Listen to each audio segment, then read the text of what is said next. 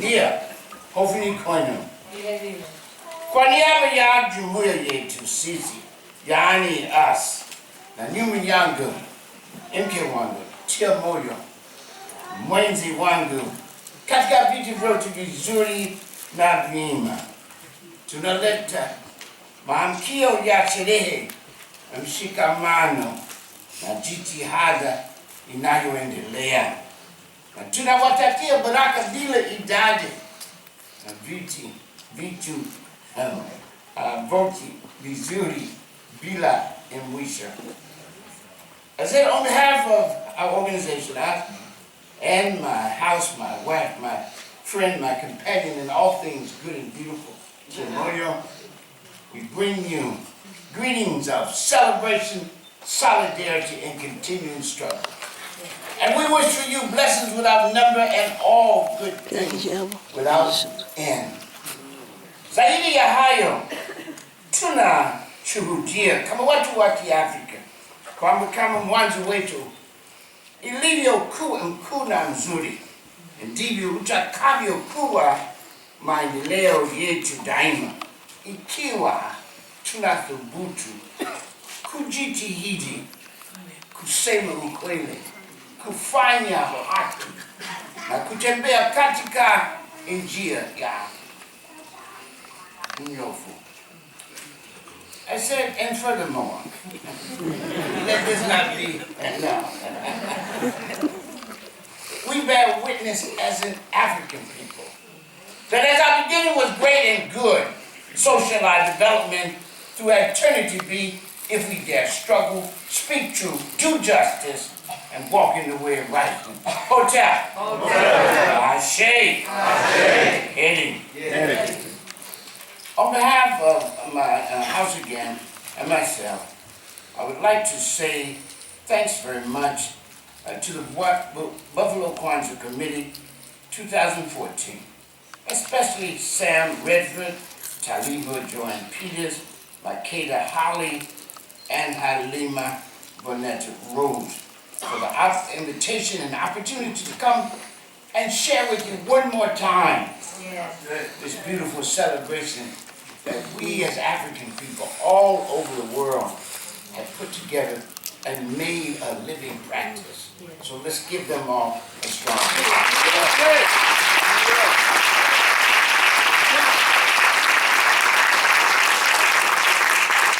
On this 48th anniversary of Kwanzaa, we meet again in the millions across the world to celebrate ourselves and the cooperative creation and harvesting of good in the world and in our lives.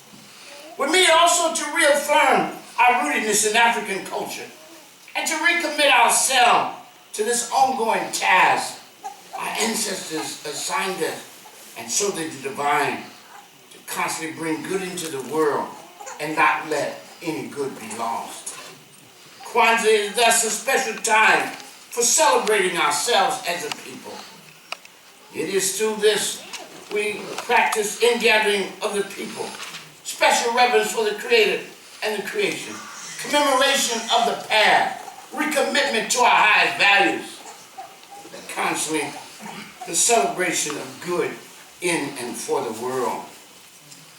At the heart and soul of the celebration of Kwanzaa are three indispensable resources and anchoring realities. Indispensable resources and anchoring realities. They are our culture, our core principles, and our eternal people.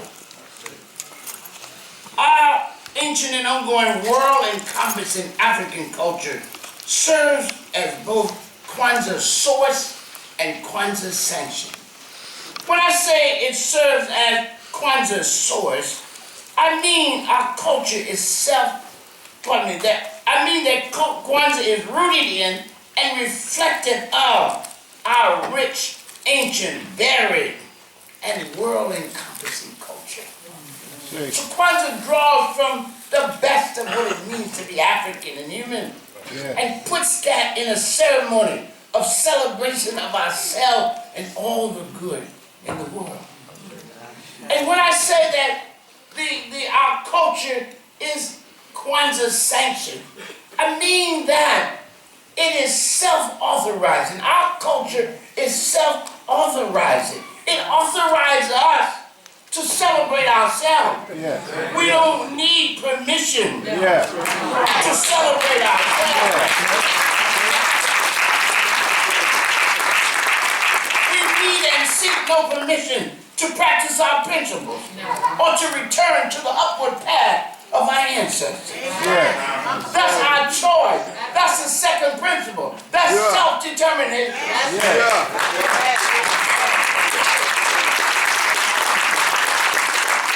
That's the principle and commitment to define ourselves, to name ourselves, to create for ourselves, Yes. and to speak for ourselves. And Kwanzaa is a naming and defining and a creation and a speaking our own special culture truth to the world. And that's the beauty of it. And again, I say it is self-authorizing. Second thing that's important in the celebration, of course, is in Nguzo Saba, which are the hub and hinge on which the holiday turns. And they are also the core substance of our self-conscious and moral practice, and an African value system that offers us essential ways to relate to each other, to relate to other people in the world, to ground ourselves, and to direct our lives toward good and expansive ends. And so when we talk about Kwanzaa, remember we're talking not simply about a celebration that happens at the end of the year and the beginning of another year only.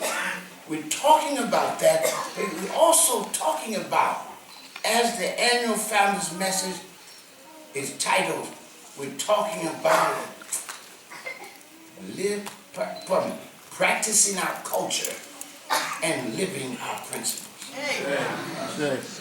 And so the third element in that, after our culture, after our core principles, the third element in the life, reality, and meaning and message of Kwanzaa is our people. Our beautiful, creative, resourceful, and resilient people who embrace the culture and principles as a living practice and an essential way of understanding and asserting themselves in the world. Indeed, the celebration of Kwanzaa reminds us that our culture is a unique and equally valid and valuable way of being human in the world. And it urges us to self-consciously celebrate and practice our culture, live its highest principles, and pass this sacred legacy on to future generations as that which is worthy of the name in history African.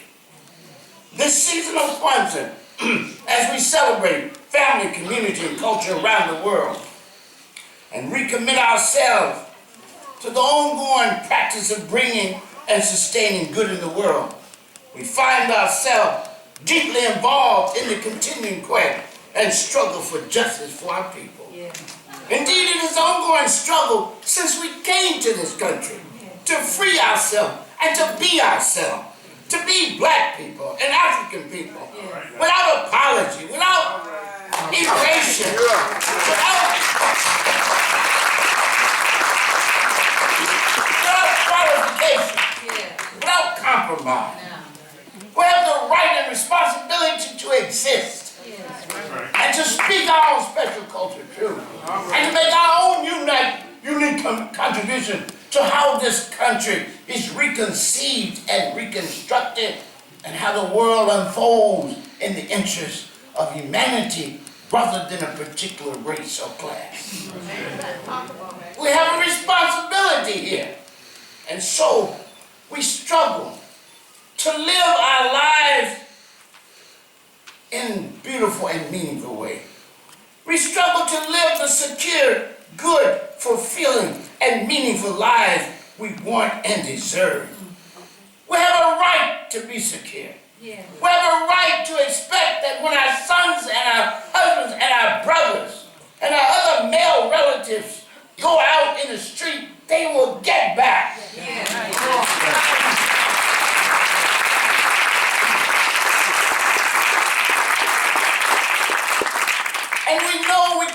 cannot guarantee that without struggle to change the conditions of our lives and the conditions of this country.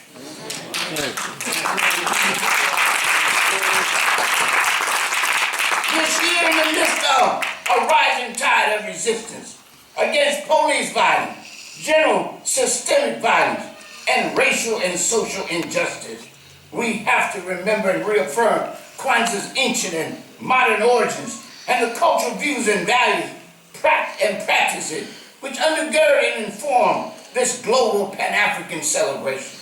For they offer us these principles, this conversation that we engage in around Kwanzaa, about ourselves and about the meaning of our lives and the message we give to our children and ourselves and the world by the way we live our lives.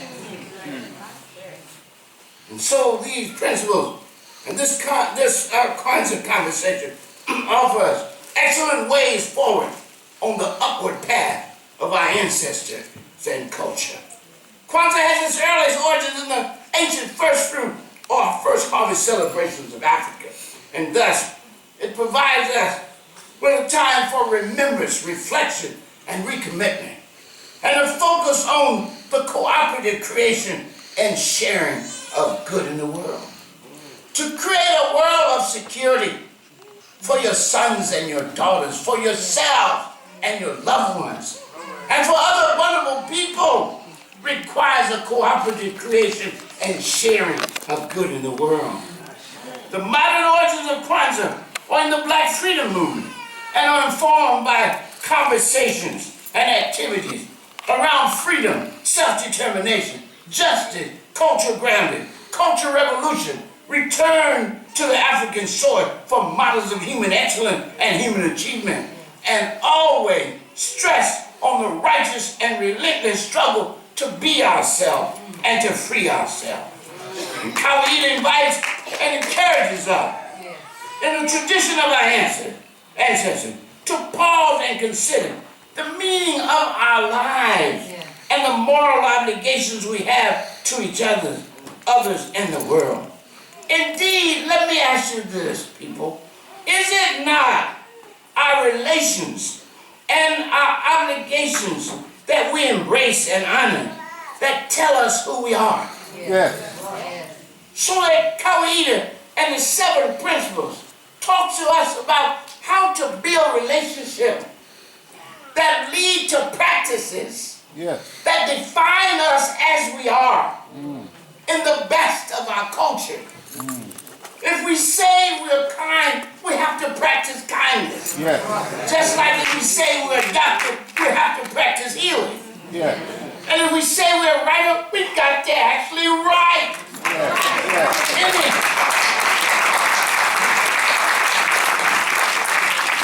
Any claim we make, we must undergird and prove in practice. Rescue me, Vaughn. No, you're right. And so we must always sit down in the midst of this celebration, especially on January 1st, the day of meditation, and ask ourselves, who are we? Who am I? Am I really who I am?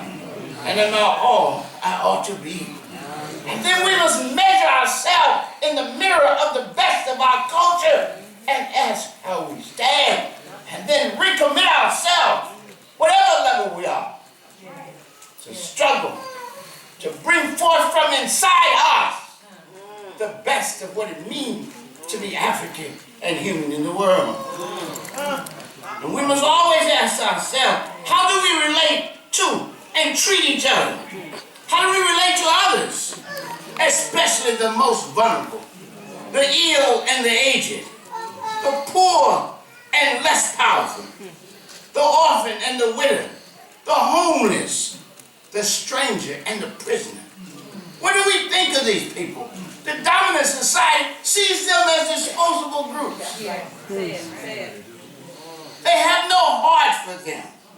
They've decided to call their dogs daughters and sons. Y'all got kind of quiet over there. They decided to be a